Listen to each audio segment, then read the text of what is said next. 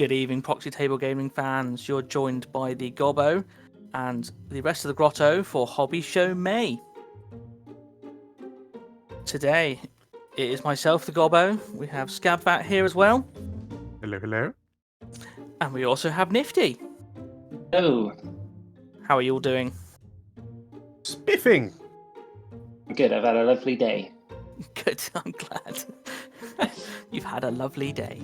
The sun has shone for the first time in about 6 months in England, which is nice. So, yeah. Fun. Okay, today we're going to do things a little bit differently. So we're going to do a couple of showcases, a couple of discussions, and then hit into the new releases as well. So first up, we've got an army showcase from one of the ninjas, who, if you can tell by this wonderful coatl avatar done by Nifty. Very nice. Warren Brewster, who I think he won't mind me saying doesn't normally enjoy the hobby side of things, but during this lockdown he's really cracked it out. He bought a 3D printer and he's gone for the Lost Kingdom Saurian Ancients. And he's painted pretty much an entire army of them over lockdown, which I think is fantastic. Yeah, really good effort, Warren. This man is as crazy about Saurian Ancients as we are about Goblins. This is his second Saurian Ancients army. Yes. Yes. And again, he's done a fantastic job of it. The one thing I like about the Lost Kingdom miniatures is the sheer variety that they have. Mm-hmm. So you got the crocodile type things, the raptor type riders, you got the carnosaur type monsters, but every single different model is shaped differently, has different crests, different feathers, and I just think they're really, really characterful. And Warren's done a fantastic job with them. I think it just really goes to show how kind of powerful 3D printing is for the hobby now. Definitely. Because if you told any of us, I don't know, even 5 years ago that you could do this during, a year, you'd probably laugh at yourself, wouldn't you? Definitely. So he's got all the coatls, all the caiman, all the new skinks, and he's also used a lot of different basing techniques as well. So lots Bases of are excellent. Yeah, I think they're, as for want of a better word, they're natural looking. So very different to the look of the actual Saurians themselves, which are, again, that bright colouring really, really stands out against the greens and slates and stuff like that. So it's, again, fantastic job. I mean, the basing is kind of so almost like exciting to the eye. Like, it really kind of draws everything in together, doesn't it? Like, really kind of unifies it. Definitely. But it also, again, it looks like they are dinosaurs stamping through a jungle, which I think is fantastic. Yeah, absolutely. Some cheeky aquarium plants. Love a cheeky aquarium plant. Takes me back to my days of playing with my dinosaurs in the front garden. Absolutely. Well, that's a fantasy, isn't it? That's a dream. That was March, wasn't it? Yeah, a bit of a lockdown activity. But no, like looking at what Warren was saying to you with these quotes. I think he's done a really, really good job with his bases. It really definitely just takes everything up to the next level. Definitely, and again, for Warren, because again he said to me himself that he's not a big hobbyist, to be able to print, clean up, assemble, paint, and then base an entire army's worth, I think is a massive kudos, and just a show now of how simple it is once you get into the swing of it, if that makes sense. Yeah. So as one of the Bristol ninjas myself, he was speaking to me a fair amount about the process of 3D printing, and truth be told, like it's so, I haven't seen him as excited about a project as he was with these, like making this army. Definitely. It just really kind of picked him up in a time where a lot of people quite rightly felt like they probably want to kind of stagnate a little bit, but no, he really threw himself into it. Really, really well done. Yeah. So hopefully he'll be able to get onto the tabletop soon and then smash some people apart with these awesome models. I've been destroyed by this gentleman on my first tournament. Yeah. He probably doesn't remember me. I was probably just another ant to him. I was another crushed. ant. Yeah. Squashed into the ground. Yeah. It was good. He was very helpful. gave me some advice. Brilliant. That's good. And that was obviously the previous army, but this is the one that's all his. Yes, Um, definitely. it's really, really nice. I'm a big fan of Saurians. They're probably in my top 3, if not definitely 4. And this is a really, really nice one that illustrates what's so good about them. Definitely. Brilliant. So, Warren01 on the Ninth Age forum, if you guys want to send him a shout out saying fantastic job, please either share and like and subscribe this for him. I think he's done a fantastic job, and I hope you guys do too. Okay, so something a little bit different this time, guys. So what we want to do is think about our hobby and have a discussion about how do we grow our community? How do we make it so that not just the Ninth Age survives, but also, again, prospers, if that makes sense? Yeah, it is an important thing, I guess, for us to be thinking about. Like in today's world, kind of having things that bring people together is really, really important. Definitely. And our little goblin proverb on the side there.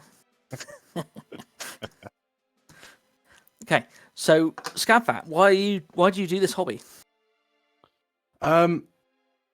So I mean, for me personally, like I first started the world of miniature hobby when I was in like year 8, so I would have been what, like 12, 13 years old. And it was simply because I had friends that were also playing it, and it looked fun. Like the world, the concepts and the worlds that people were talking about just sounded fascinating. And that was the that was the top of the rabbit hole kind of thing. And I'm still burrowing.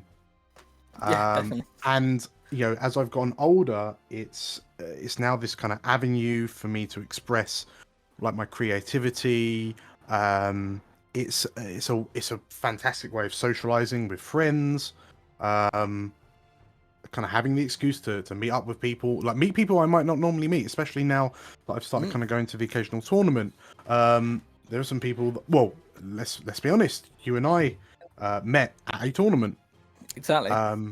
And it's those sort of interactions that I just wouldn't have had without this hobby, and that's why I like it. And since then I've expanded my my horizons beyond miniature wargaming, which we'll talk about later. Yeah, just be able to create a world that a lot of people can enjoy. That's what really hooks me. Nifty? Yeah, I mean, very similar. I got into the White Dwarf magazine when I was very young, and got my Space Marines and things, but I soon got into the fantasy side of it. It's just toys that you're kind of allowed to get away with when you're older. It's the creative side of it, and then the actual games. I do like the competitive side, but for me it's more about the cinematic moments that happen. Yes. Yeah. If I'm imagining myself playing a really cool game, it's always some kind of siege where I'm holding out, or a team of us are holding out against a player's like endless horde of zombies or something. It's that kind of storytelling side of it, where a story kind of happens on the tabletop. Exactly. Almost like a reenactment. Yeah. You don't know what's going to happen. Exactly. Yeah. What about you, Gobbo? For myself, I got into it when I was 8. My grandfather bought me the 3rd edition game of Talisman, which is, again, just the artwork, the story part of it. So, again, all the different things you can do, the different quests, the different characters. It just really drew me into that sort of fantasy realm. Yeah. And again, growing up, I loved Labyrinth. So, again, all the Jim Henson sort of Dark Crystal, the almost grotesque monsters and things like that, but also still fantastical. Yeah. And it was a world that I still think mirrors ours, but as on opposite, if that makes sense. So sometimes I'd love to imagine dragons. I love to imagine what would goblins do if they were running through this wood and stuff like that. And to be able to then create a world like that through the models and the miniatures that I build, and then to help other people realize their versions of fantasy, inverted commas, I think it's just really, really rewarding. It is a creative escapism. So again, our world, sadly, isn't in a great place. And it's nice to be able to almost remove yourself and put yourself in a position where you don't have to think about it. And then through that, the great stories, as Simon says, so the narratives, the orcs holding out against the zombie horde or whatever, that then creates then the positive reinforcement with friends and other gamers. You then have that sort of thing that me and you have, that repeating almost competition, but at the same time a lasting relationship, just where we enjoy beating each other up on the tabletop. Yeah. It's just moments you can talk about for years afterwards. Oh yeah, exactly. And all of it stems from just that love of an alternative reality. Yeah. Which I think is really good. So how do we get that into the people that we're around us? How do we think that rather than just, because I know the Ninth Age is a tournament, inverted commas, game, but it can be so much more, and it has the potential to be similar to how fantasy was when we were growing up, in terms of Warhammer Fantasy. You could quite easily, once the fluff is starting to get rapidly going out and stuff like that, you get more and more people drawn in to the storyline as opposed to just the gameplay. Yeah. So one thing I've certainly noticed, I mean, it's just a bit of a side tangent, but you know, I've been a massive fan of Dungeons and Dragons for over a decade now. And you know, once upon a time, that game as a hobby was extremely niche. It was very it wasn't in the public eye really in any way. The people that did know about it, it was also stigmatized. It was stigmatized, heavily stigmatized. But recently there's almost been this almost kind of 180 with things like, say, Dungeons and Dragons, but even you know, the superhero Marvel films, and you know, a lot of what would be classified as geek or nerd culture is now being normalized within society. And yeah, Dungeons and Dragons has exploded in popularity. You know, no one would think that you could watch long-lasting, high-budget Dungeons and Dragons streams on Twitch or YouTube, you know, a few years ago. But now that's quite commonplace. And sort of like the angle on celebrities doing it. Celebrities, absolutely, yeah. I mean, you know, Henry Cavill coming out and saying, "I paint Warhammer." Also, again, the Witcher series, and for the example, Witcher which series. would have been considered a nerdy, geeky niche. Yeah. However, with the Witcher 3 game and also again the TV show, it is now mainstream. Yes. And yeah, fantastic. I think it's a changing world. Yeah, and what I appreciate from that is that,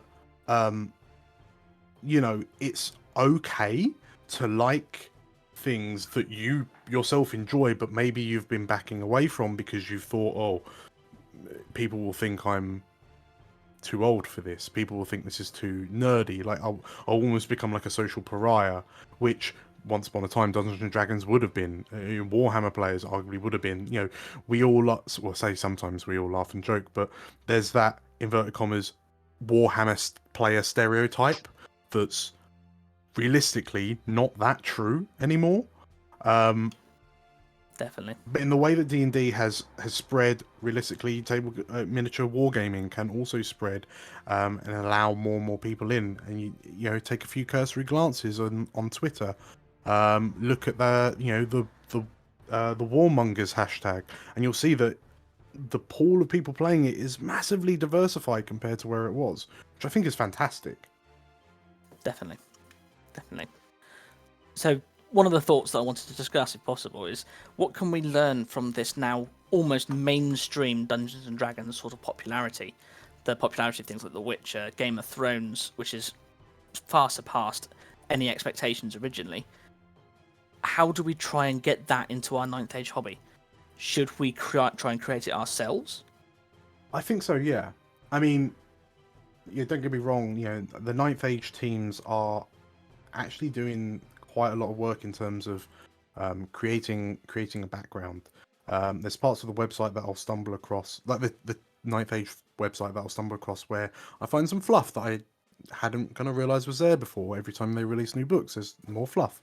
But and in that sense, it's more similar to, say, what Games Workshop was doing with Warhammer Fantasy once upon a time. However, back then, we didn't solely rely on Games Workshop to create our stories for us. Like, we did that for ourselves. And there's nothing stopping us from doing that in Ninth Age as well. Mm-hmm. Or anything for that matter. So, for example, do you think there would be a market for narrative-driven campaign weekends? I think there would be, actually. No, I genuinely think there would be. Because, again, players like the three of us, we will go to a tournament. Personally, I'm not going to win best in race. I'm not going to win podium. I'm going to have a laugh, meet friends. Stop someone else from getting podium. Stop someone.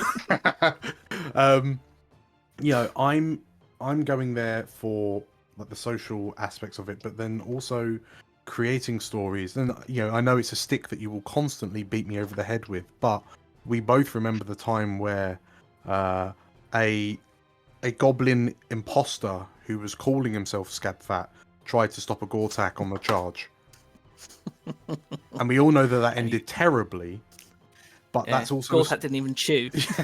That's a story that you and I will remember for quite some time. Exactly, it was 5 years ago nearly, isn't it? Exactly. And Simon, there's games that you and I have played, and there'll be moments that we'll remember for years to come. Quite. But yeah, that's something about Fnatic, wasn't it? Something about Fnatic. Yeah. Sorry, not a mad. A mad git. Mad git. Beg your pardon. It was a beautiful moment. Don't get me wrong. Like, fluff-related content, I don't think is for everyone. Like, not everyone is going to get their kicks out of it, but I'm sure there are a lot of people who feel that maybe there's something missing, and then that's the hole that they didn't know needed plugging. Yeah. And Ninth Age has started to do a few things like that. On the download page, there's things like the Zagran games. There's the alternate magic systems for bigger, more narrative games. There's the alternate terrain rules. And unfortunately, personally, I don't see it very often because it's not tournament legal. Yeah. But I think it would be really fun to play a game where it's like, oh, that's not just a hill, that's a volcano. How's that going to change things up? Oh, we're going to use the grand magic system. How's that going to change things up? Let's intersperse some of our games with the Ninth Age Warbands rules, which is, the Ninth Age analogy of what was Mordheim once upon a time. Yeah. I was going to say, with regards to fluff and the creativity side of it and new players, I don't think it is necessarily hugely necessary for getting new players in, because a casual person who's got a passing interest, he'll know what an orc is, he'll know what a armored human, he'll guess that that's the good guy, he'll know what an elf is and what the evil version is, and you can kind of build your army based on models you like. And the idea, say if you like the idea of an evil elf, and you like the dark elf models that are about out there, you could pick some models, and you could then, because the fluff is so open, it's not set in stone, then you can just make up a little story, as detailed or not detailed as you like, as to what your particular army's about. Yeah. You could say, oh, these are nice dark elves or something, and no one's really good. Yeah, that's fine. Yeah. You could go as these against... ones have clothes on. Yeah. So another question that I put up there is, how can we celebrate and create positive energy around our hobby? So one of the things that I try to do on Instagram is just try to engage with the community, talking to them, asking them how they do conversions, asking them how they do certain paint schemes, and trying to get people to share more. Yeah. I think similar sort of way in terms of like we showcased Warren's army. Warren wouldn't normally be someone who would be doing a hobby side of it, but he's done a fantastic job. And again, I think we need to be shouting out about these underdogs and getting more people into the, actually, I've created this. Yeah. This is a reflection of me in physical and my work, if that makes sense. Yeah. It's like, something grows when you nurture it and show it, care and attention. Exactly. There's a potentially worrying trend of people who might not want to do that within the hobby, which isn't great. Like what we really, what's key is, showing your support for someone. Like showing that they've done well simply by virtue of showing the world in the first place. Yes. Because through that kind of mutual positive encouragement, you breed more creativity. It's as simple as that. Exactly. And one of the things that I put on there, so again, how to attract newcomers into the hobby, I think we all have to have that positivity around our hobby to be in growth. We want people to come and join us. We want people to want to create more. And in doing so, they'll create more content that we can ourselves engage with. Yeah. So I think one of the takeaways that I'm going to be doing from this is anyone that asks about my hobby, I'm just going to talk to them about it and not be ashamed, if that makes sense. Yeah, 100%. But also, if I get like a little bite, for example, I'll be able to show them and know where to find the starter set rule sets. There's the Essence of War rule sets. Yeah. So people who may have played Fantasy in the past, may have played 40k, AOS, whatever, they can start to get a handle on, actually, this is quite cool. My unit of Goblins has gone into this unit of Skeletons and mucked them up. And they start building that narrative. And then from there, they can start being creative, creating names for their Goblin characters, name for things like that as well. And they start customizing different units because they've defeated Skeletons, so they're really good against Skeletons, so they will give them skeleton helmets. And it snowballs. I think, in terms of that creativity bit, like, a really important part is just, as a hobbyist who's been in the hobby for longer, looking to the newcomer and saying, yes, you absolutely can.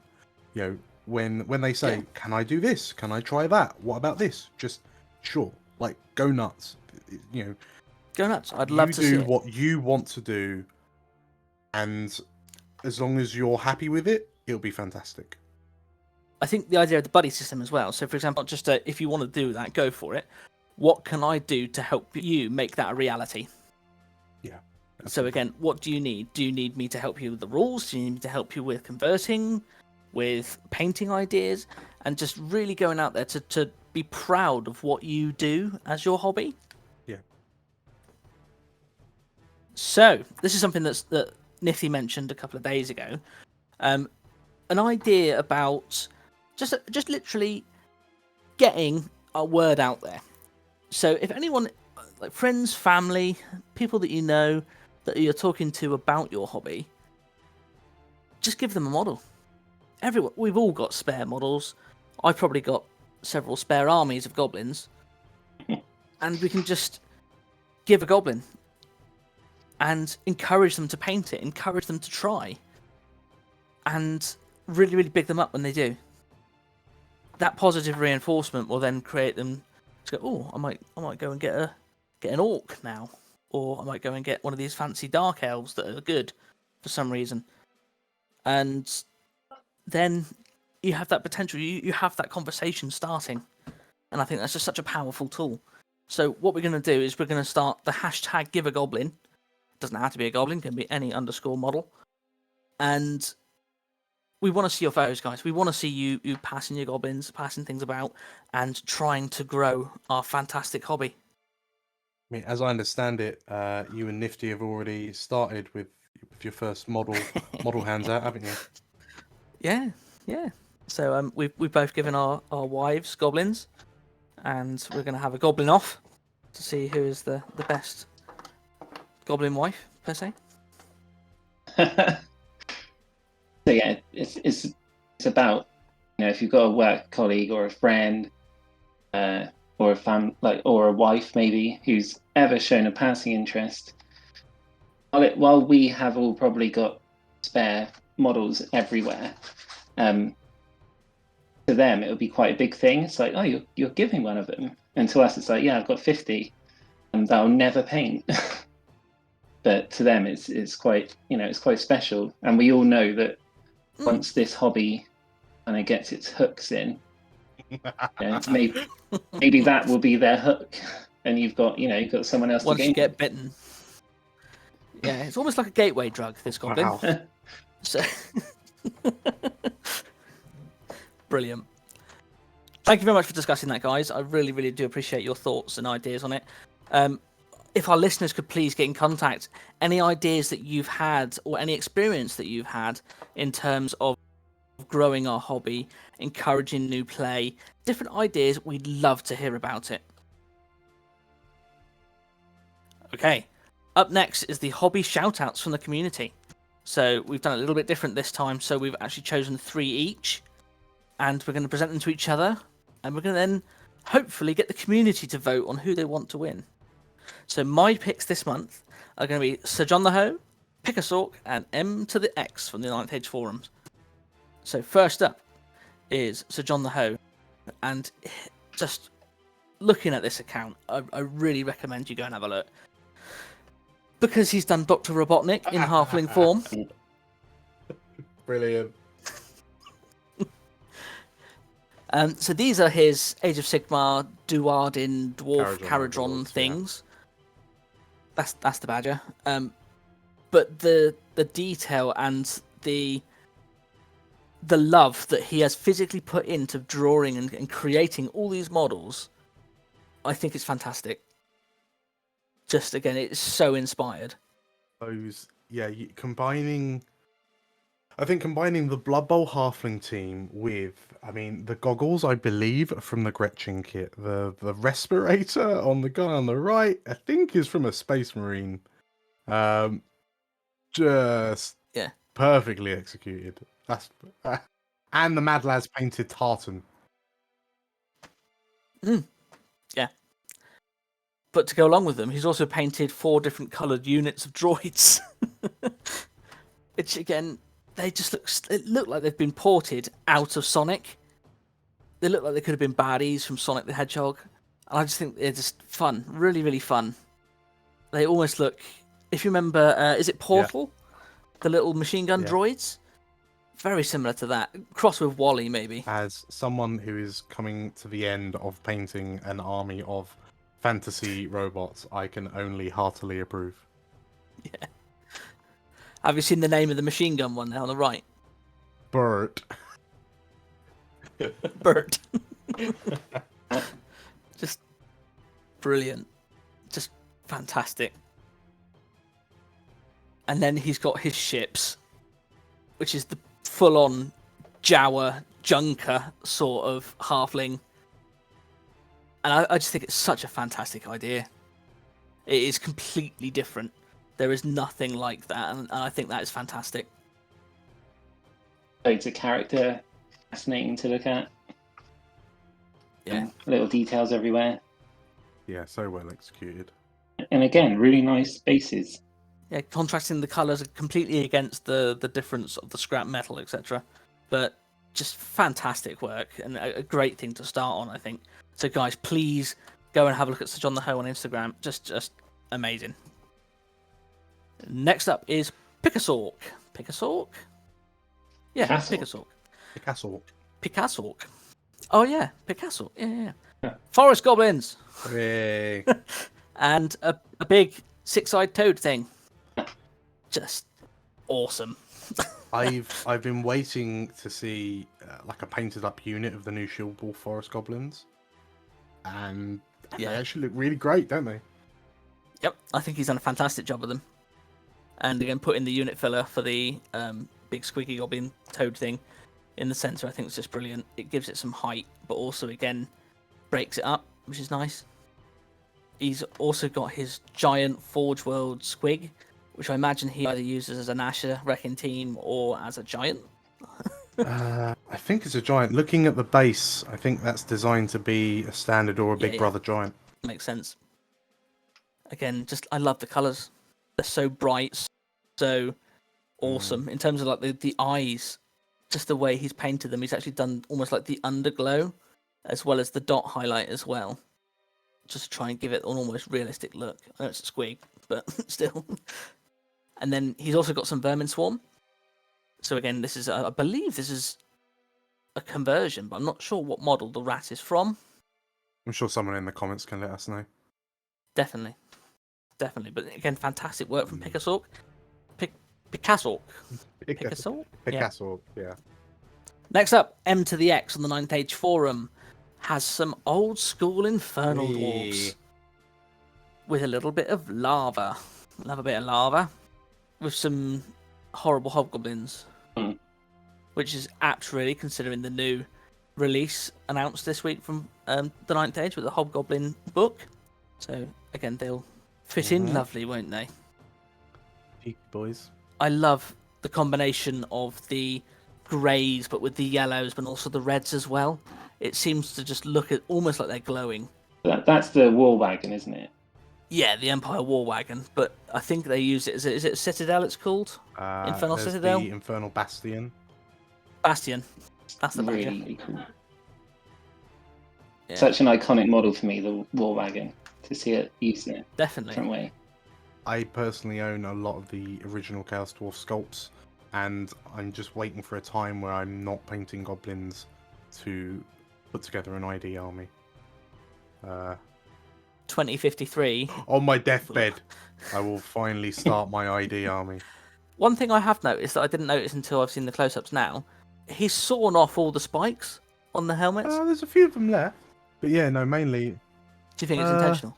I mean, to be fair, we've all jammed our hands and eyes into spiky bits of our models, haven't we? Right. Yeah. I don't think I've ever done an eye. An eye? Yeah. If I wasn't wearing glasses, I'd probably be blind from skewering myself on some terrain. Exactly. Exactly. Got a gargantuan spider in your iris. Okay, so here is Scabfat's picks for this month. Would you like to talk us through, my friend? Yeah, absolutely. So from Instagram, I went for Cabana Minis and Mecha_Lab. And then from the forums, I found a user known as Klatsy. Klatsy? So in terms of Cabana Minis, so earlier on, I was talking about Dungeons and Dragons, and what drew me to this is that so Cabana's account seems primarily based around role-playing type fantasy models, but they have this diorama setup of a tavern, which this one here, and obviously all the models are individualized. This, from what I gather, this whole diorama comes as like a set, but the attention to detail, what is clearly kind of an amount of love and care that's been put into painting these models up just really kind of spoke to me. I am a DM. I run a lot of Dungeons and Dragons, and sometimes I struggle to envisage what a tavern scene would look like. But then I can look at things like this and go, this is spot on. This is what I can now imprint into my mind to then, tell to other people to bring them into my world. Exactly. No, I think it's fantastic. Lots of stories in there. Yeah, you look through it and you can almost hear what's going on, kind of thing. You can just very quickly kind of imagine it. What's your favourite piece from the picture? Peacock. Yeah, well, I was going to say the drunkard sat next to a peacock, but it's mine's the cheese. Yeah, ball. there is a cheese ball. I mean, it's the things that I really like about things like this are, we've all sat down and painted countless miniatures of, people, for example, but seeing the sleeping cat on the left-hand picture, the cheese board. Like, I can't tell you the last time I painted a plate of grapes or a flower pot on the right, you know? It's just things like that. It's those little details that I fall in love with. Brilliant. No, really good shout, mate. So, Mecha_lab. So it's interesting that you brought up your pictures of the halfling carriage on Overlords. When I found this account, I quacked with laughter. You quacked. Because when I see You quacked. goblins lifted by inflatable squigs, I hit like. So this is a Caradron army, based primarily on, you know, there's a lot of the Caradron torsos, spliced with the Gretchen heads, but born into the air by inflatable squigs. There's no, you know, it's fantastic. I think on the next picture there's some pictures of the airships, which are born by even bigger inflatable squigs. It's just there is nothing about these models I don't love. Yeah, it is. The vision behind it is top notch in my book. The painting is phenomenal. Like, there's some work in production photos on Mecha's account of how he made, say, the large squids that are bearing up the airships, and like those resonated with me because it felt very, very similar to the Mangler wrecking teams that I made from the ping pong balls with the green stuff. Very, very similar to that. You know, he's taken the Games Workshop Mangler squig kit and then jammed the face, the tail, and the legs onto a larger ping pong looking ball, and then blended it all through with sculpting putty and green stuff and the like. Yeah, just fantastic. And if I'm not mistaken, I believe it's also primarily non-metallic metal, which again, just like to spend that amount of time thinking this up, creating it, and then, you know, taking the extra time to go that one extra step with the painting. Oh, love it. Yeah. Also, again, the freehand as well. So you got some of the fun-loving goblin women there. I heartily enjoyed that. And the rocket woman on the rocket goblin on the right-hand picture as well. Just thinking, looking at that and going, it needs something else. What is it? Yeah. Goblin pin-up. Yeah. Beautiful. Brilliant. Yeah, really good, guys, and a fantastic choice again by yourself. So, next up from the 9th Age forums was Clatchy. So, I was drawn to this one. We were kind of talking about it last month. My next army, after I finish my Gnome Bots, is a Vermin Swarm Goblin army. So, I've been kind of paying a lot of attention to Vermin Swarm blogs, like user blogs and painting logs and all sorts of things, just to see how everyone else is kind of getting on. And what I found with Clatchy is that when you look, he's got some pictures of the army, and the color scheme I love. I mean, I'm a sucker for red, but just the kind of the spectacle of seeing a well-painted, model-heavy army, just there's something about it that just fills me with a sense of elated joy, you know? Yeah, definitely. I really like the worn look at the rust and the weapons. And stuff like that. I think it's very clever. And it goes to show you don't, you know, I've been worried about the amount of models I'm going to have to paint for this Vermin Swarm army. And it doesn't, you know, sometimes I can get stuck in this idea that every model I paint has to be the best model I've ever painted. But that's really not true. Like, as long as you're consistent across your army, you end up with something that looks as phenomenal as this. You don't have to always sprinkle on the bells and whistles.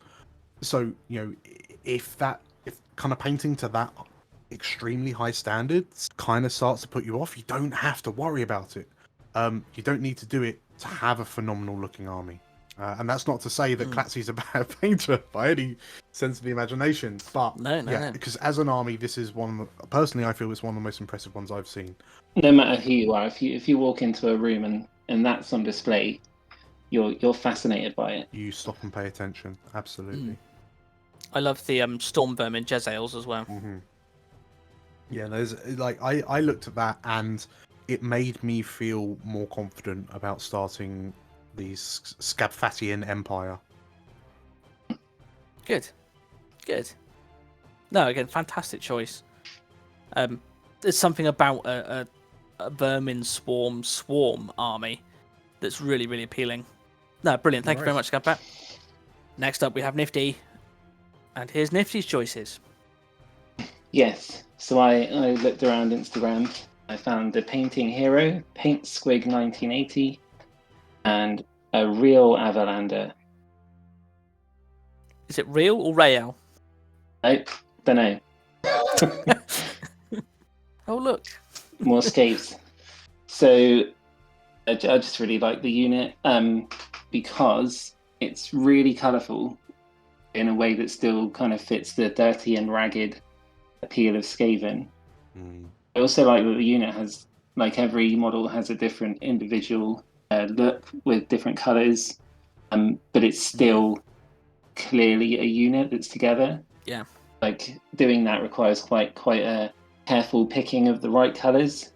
They've achieved it really well, and it's quite a brave thing to do unless you really know what you're doing.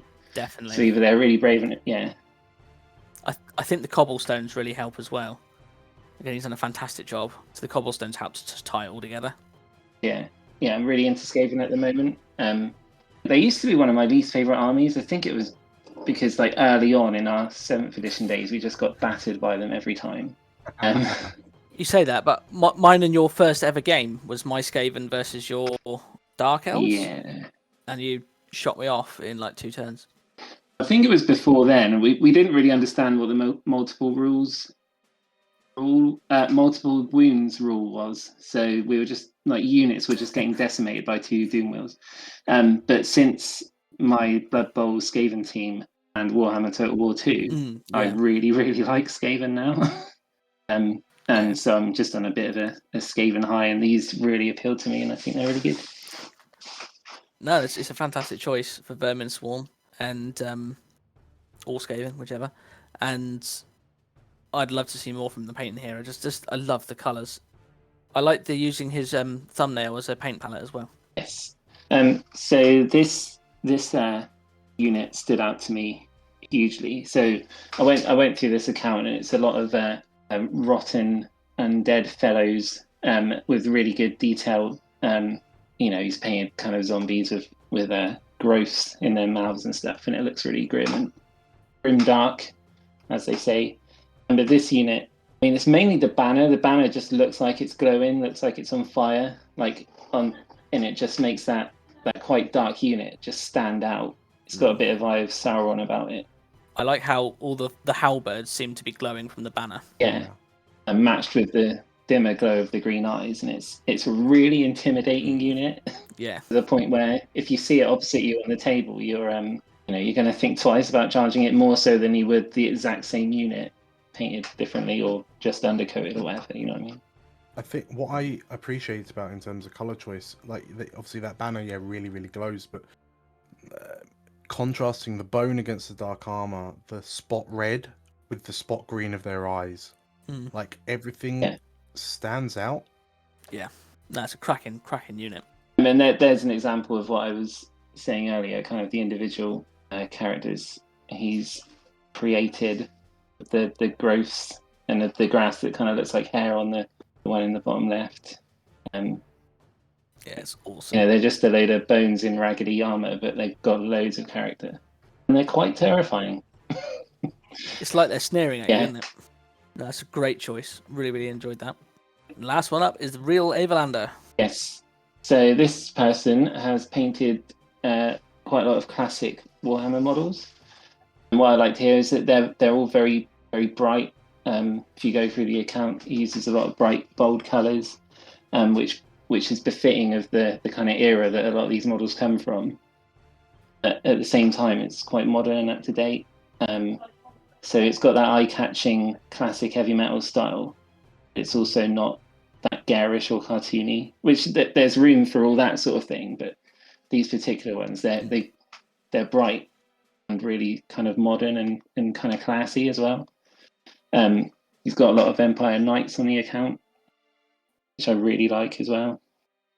And yeah, everything's really, really crisp, isn't it? Really nice. Makes me happy. It is really, really reminiscent of Games Workshop's heavy metal team, isn't it? In terms of presentation, color choice, and like technique. Like the Island of Blood Swordmasters on the right there. Just again the fading of the blues on the banner, and again it's very, very clever. I believe this person is Spanish as well, so it's a European feel to our video today. Nice, it's lovely. Thank you very much, guys, for showing me your picks from the social medias. What we're going to do now is we're going to turn to our viewer base, and we want you to go through these accounts and like, subscribe, share them, etc. But also choose out of these choices who you would pick, and we'd really like to hear from you and the reason why you've done it. Next up, so we talked about Ortwin in the April show, and in between then and now, Ortwin actually finished one of his dioramas, and he requested that we do almost like a showcase of it for him. So what we've done is his little avatar. Nifty's done a fantastic job on that, just really gribbly eye, but here we go. So he's created the Dozing Dragon Inn as his slave unit for his Infernal Dwarves. Infernal Dwarves? Infernal Dwarves. But he's called them his Imperial Dwarves. So it's still ID. Just, again, same principle as what you chose with the tavern earlier. So much detail and individual characterfulness from each model. And again, there's a cheese board on the left. There's so much to take in.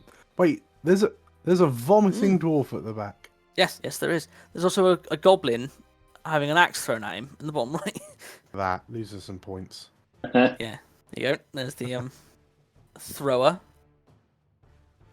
But yeah, there you are. So he decided he wanted to do an Imperial Dwarf army. And he didn't want the traditional like Hobgoblin slaves, because no one really wants Hobgoblin slaves. So he decided to do Imperial pub sort of slaves. Which I think it's come out really, really well.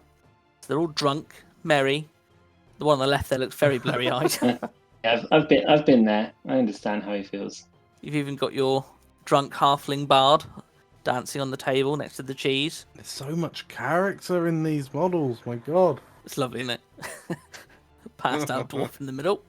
Thing is, this is a sort of unit you'd look at on the table and just kind of go, yeah, I can get behind that. Well, you'd stop playing, wouldn't you? You'd stop playing to look at it. Yeah. Because it's just awesome. Apparently, all the bases are made from coffee stirrers. Ah, yes. Okay, I see it. Oh, yeah. Yeah, just every single model is different, but they're all tied together in the fact that they're all getting absolutely plastered. Which I think is brilliant. Really, really characterful. Again, it's got a really D&D feel about it. Kind of Yes. The tavern in the Dwarf Sea. Oh, this is fantastic. Then you got your ladled pirate there. And the vulture with the hat. The vulture, on. I think. Yeah, I think that's from the Ogre Khan kit, I think, with a hat on it. Yeah, I think he's green stuffed the hat on, hasn't he? Yeah. I mean, looking at what he's saying about having fun, I can see he really enjoyed painting this. I mean, I think anyone would, right? Yeah, definitely. It's got so much of a story to it, but also, again, every single model is different, so you're not going to get bored. Thank you for Ortwin for sending us those pictures, and fantastic. We loved that. We'd really want to see some more stuff as well. So again, if you guys want to check out Ortwin on the T9A forum, please do so. Again, just send him all the hobby love. If you guys have a special project that you have created and you're really proud of, please get in touch. We'd love to show it on our show. April competition winners. So as you've probably seen, Ortwin and Warren have had their custom drawn avatar from Nifty.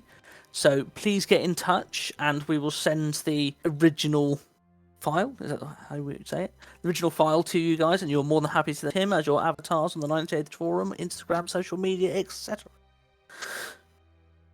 Infantry character commission from Gobbo. So we did the random number generator of the one person that actually commented about it, and well done to Agonas Wargaming.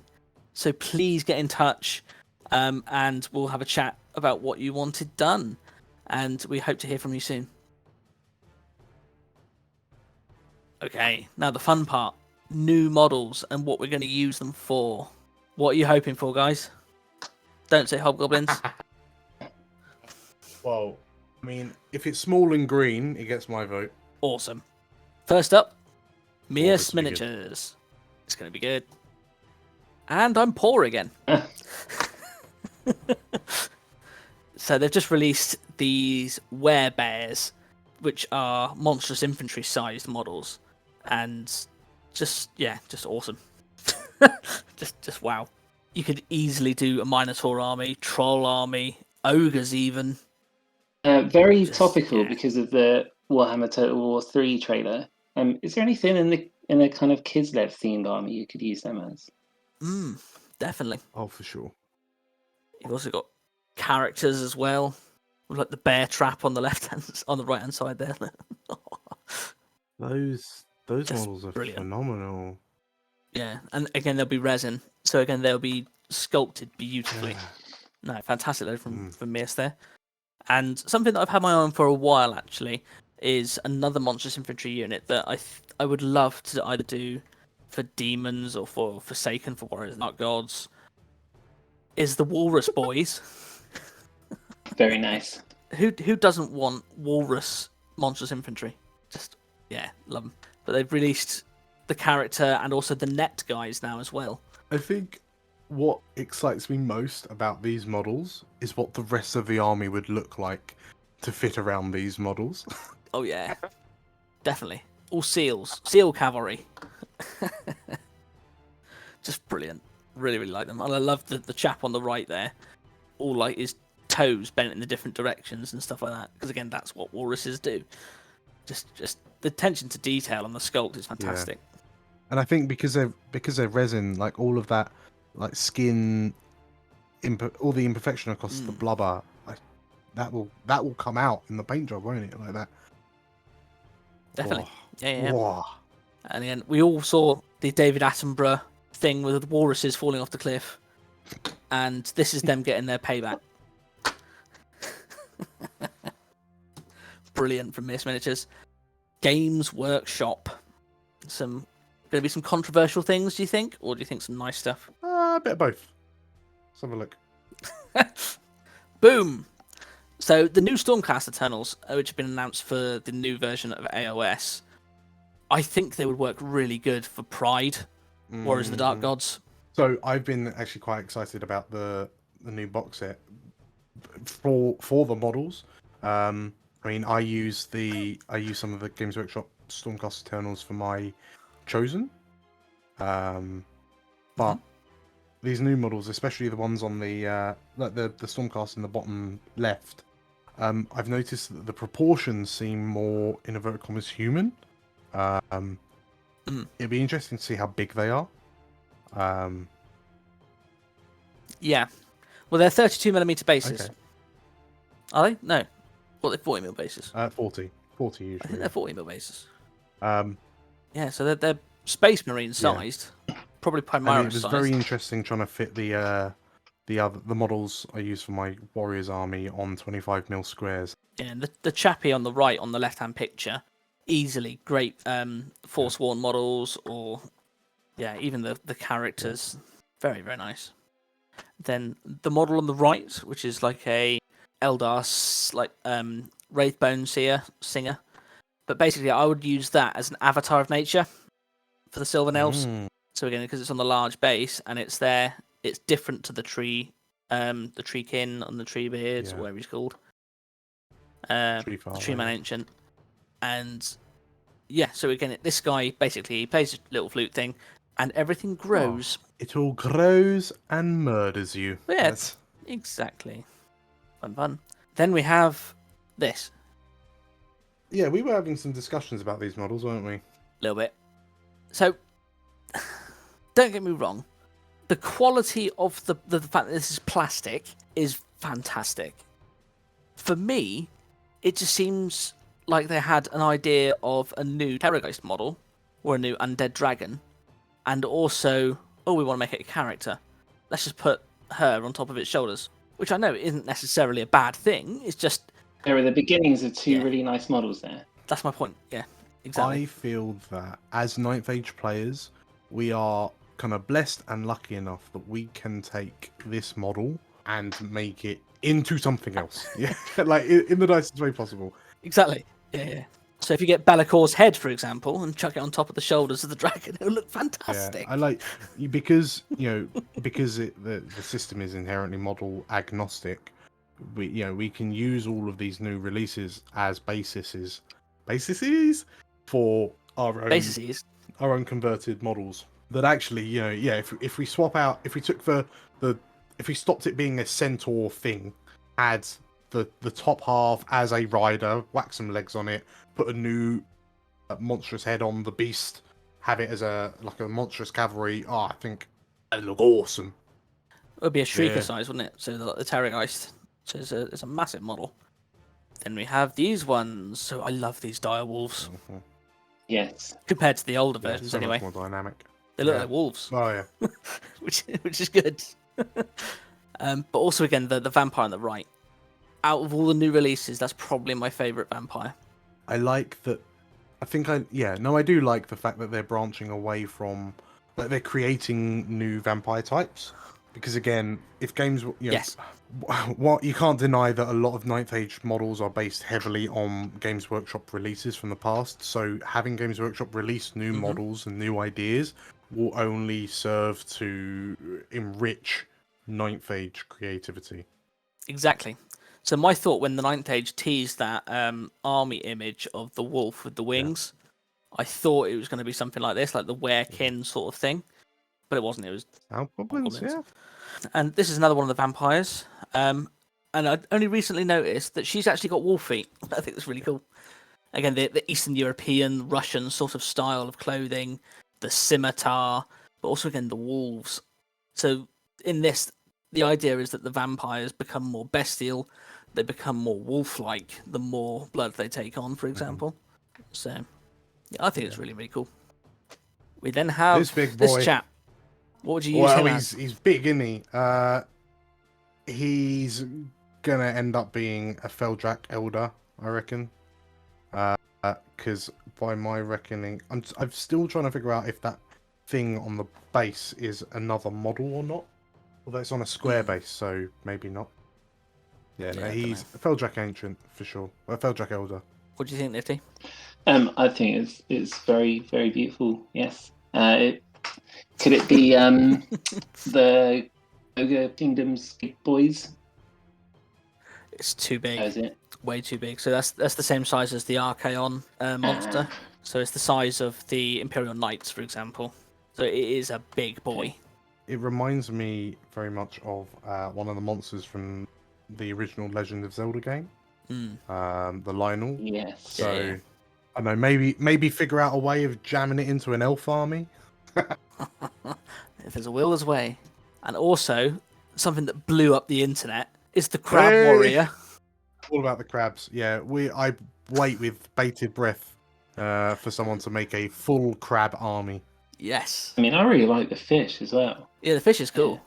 That's like a Krabby and a Sea King right there. Exactly. Exactly. Awesome. And we also had these boys, which again, I'm not overly a fan on the new. I can't remember what these guys are called. Ossiarch Bone Reapers. But the chap down the bottom, when you realise that's a large base, you realise how big he is. He's a big boy. Yeah. He's a Shabty size, a Shabty character size, maybe. So again, potentially, I just like the curve of his axe. I think it's quite cool. Yeah, the models are very kind of, in terms of design, they're really impressive. Really impressive. Yeah, I think post lockdown, I think we might well see a fair few UD armies based on The Ossiarch. Ossiarch Bone Reapers. Yeah. We then have a new Lord Croak, or Croak, and He's had a bit of a glow up, hasn't he? he has a little bit. I like it. I sense a butt. Nope, not doing it. It's the same thing with like Bellicor and things. There's so much over embellishment, but it's personal taste, entirely personal taste. Again, you don't have to use all of it. I really like the kind of engine that's transporting him. Like, if there's one thing I think is too much, it's maybe the trees. But no, I'm a big fan of that. So what I'd do personally, I'd take the palanquin part in the centre out. I'd then use the engine thing on top of a Taurosaur as the world engine, and then use him on his palanquin. Okay. I mean, one thing about the New Games Workshop kits is that a lot of the embellishment is actually kind of hidden supports. So when you look, that tree on the left is actually supporting part of the broken stone on the top left. And when you look at the bottom right by the base, it's actually just molded onto that bit of scenic rock. So, I mean, it'd be doable. Bit of cork, mate. Bit of cork. Bit of cork, yeah. Just figure out how you're going to kind of piece it all back together. Brilliant stuff. Archvillain Games, and showed these to Hyper G, and he wet himself. He loves a good dark elf. Again, these ones here are lovely sculpts. Your traditional Underdark drow. I know that if I were ever to put together a Dread Elf list or something similar, I'd be very, very tempted to paint them up as like Dungeons and Dragons drow, like dark elves. Yeah, with a coal-coloured skin, alabaster white hair. Definitely. And you can probably guess by the name of this Kickstarter, the Queen's Web Underworld, where it's going. So it's starting to go into the Dryder territory. But also the monstrous Driders as well. So you got the normal, the ones on the left there. But your everyday Drider. Exactly, your everyday Drider, which is going to be monstrous cavalry sort of sized. You then have the one on the right, which is going to be Kraken sort of sized.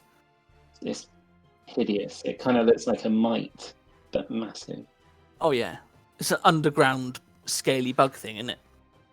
You then have the overall Queen, and my God, that's horrific. I love the fact that all the different arms come together, and you can see all the eyes of the larger spider, rather than just the actual elf part. As someone with a 3D printer, that is making me sweat. My God. That would be an undertaking to paint as well, wouldn't it? The potential to be a centerpiece. You'd use it as a dragon, wouldn't you? Surely. Yeah. Just look your opponent in the eyes and say, "Yeah, this flies." And what? Yeah. What are you going to do about it? Yeah. Yeah. Just the fact that this is a 3D printable model blows my mind. Yeah. Crazy, isn't it? Right. That comes to the end of the show, guys. Thank you so much for coming along and joining us. We're really enjoying creating these shows for you, and we hope to do a lot more. If you would like to have your models showcased on this show, please get in touch. We would love to show them on here. We'd love to discuss them with you. Please like, share, and subscribe to get more hobby and Ninth Age related content. We've got YouTube, Instagram, Twitter, Ninth Age Forum. What else we got? We've got Facebook. Have you got Facebook? Yes.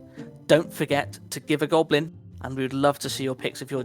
Oh, my word. The greatly generous goblin giving for the greater good of gracious geeky greenskins globally. Hey, there we go. Good. Nailed it. Nailed it. Yeah. Apparently, the human brain can withstand 6 Gs of force. So that was 10 Gs of force there, so most people would have died listening to that. I know. Yeah. So to be clear, we want painted goblins, or them in the act of giving the goblin? Either or both. Just hashtag give a goblin, and we'd love to see it. Okay, army commissions available. So we have Empire Sunstall, we have the Vampire Covenant, Vermin Swarm, Beast Herds, 4 different Undying Dynasties, different armies that we got available, and also some new metal Sylvan Elves, which would be really, really fantastic to add to your collection. So if you're interested in what's on offer, please get in touch. We'd love to get that all sorted for you. And also, if you'd like any custom art or avatars by Nifty, he'd love to hear from you guys as well. Hashtag Game for Goblin. Thank you very much, guys. Take care. Bye. See you Hashtag Give a later. Goblin.